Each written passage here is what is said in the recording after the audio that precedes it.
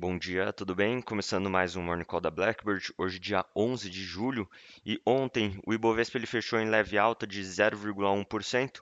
O pregão ele foi marcado pela divulgação do IPCA de junho, que veio abaixo do consenso do mercado. Os principais destaques positivos foram bancos liderados pelo Santander subindo mais de 3,5%, refletindo um maior apetite por risco dos investidores pelo setor. Já o principal destaque negativo foi a Azul, caindo em torno de 4,8% após rebaixamento da recomendação por um banco de investimentos para neutro. Em relação à renda fixa, os juros futuros encerraram a sessão de ontem com um fechamento por toda a extensão da curva, nos Estados Unidos, os rendimentos das Treasuries, os títulos soberanos americanos, tá, de 2 anos, fecharam em 4,62% e as de 10 anos em 4,28%. Também depois da fala do presidente do Fed e alertar que a manutenção da taxa de juros em patamar elevado poderia prejudicar o crescimento econômico americano. Em relação aos mercados globais, nesta quinta-feira, os futuros dos Estados Unidos abrem em queda em torno de 0,1%, no aguardo também de dados de inflação ao consumidor americano, que serão divulgados hoje. A temporada de resultados do segundo trimestre de 2024 vai também se iniciar hoje, com a divulgação dos balanços de PepsiCo e Delta Airlines. E depois é seguida pelos bancos, que começam suas divulgações amanhã. Na Europa, as bolsas elas operam em alta, em torno de 0,5%, impulsionadas pelos setores de luxo, materiais de construção e utilidades públicas. E na China, as bolsas elas fecharam com uma alta, né, depois também do anúncio de novas regulações. Falando sobre economia, o IPCA ele registrou uma elevação mensal de 0,21% em junho, abaixo das expectativas do mercado, que era em torno de 0,030. Com isso, a inflação acumulada em 12 meses atingiu 4,23% contra 3,93% na divulgação anterior.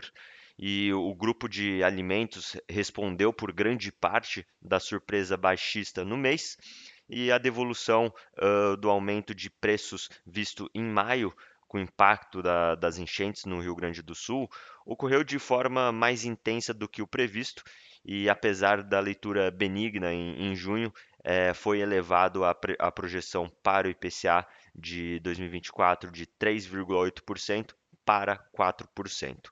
Essa revisão ela decorreu dos reajustes de preços anunciados pela Petrobras no começo da semana, que foi de 7% para a gasolina e 10% para o gás de cozinha. E a previsão para o IPCA de 2025 permaneceu em 4,3%. Falando sobre a Câmara dos Deputados, ela aprovou ontem o primeiro projeto de lei complementar que regulamenta a reforma tributária, disciplinando, né, os novos tributos em relação ao CBS e IBS e o imposto seletivo. E das votações destacadas após a aprovação do texto base, houve apenas uma alteração, que é a inclusão das carnes, peixes, queijos e sal no rol também da cesta básica, com zeragem da CBS e IBS.